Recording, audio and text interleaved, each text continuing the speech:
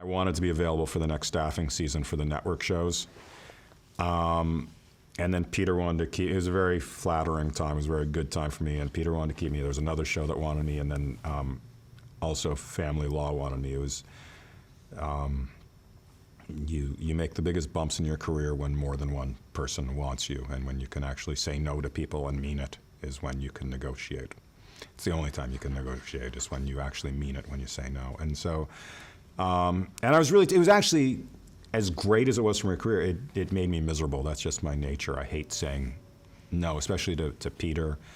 And then to Paul Haggis, who was offering me the job on Family Law. I didn't say no to Paul. I did say no to Peter, and it made me miserable. But it was, they offered me a nice amount of money, and it was a good show, and it was a network show, and I was excited about it. And Paul told me that if things work out, I'd be an executive producer.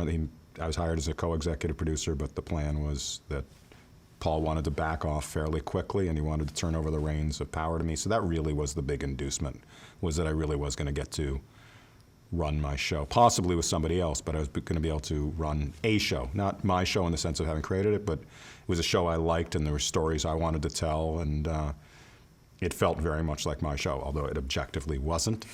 But I was able to do what I wanted to do, which was great. And did you take it over that role?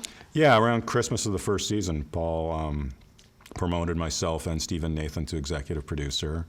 He was still there, he was still giving us notes, but he was backing off fairly quickly, moving on to his movie career. So that was wonderful. And how did your responsibility, the actual responsibilities, change from a role as, say, supervising producer to co-executive producer to executive producer? Is there a noticeable difference? Not really, not until, and even at executive producer, if you're not actually running, I mean, you get more seniority and whatever that means, and your opinion matters slightly more, but you know, there's good opinions, there's bad opinions, and there's good opinions from senior people and bad, and the same senior people will give you good opinions and bad opinions different times, and all have good ideas and bad ideas.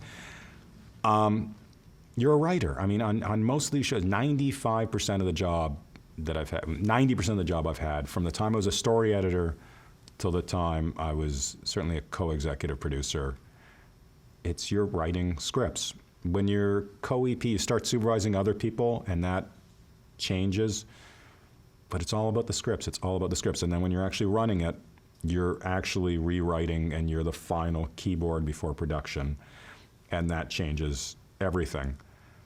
But it's you're writing. You're writing. The job I did as a story editor was on Due South was basically the same as the job I did as a supervising producer on Law and Order.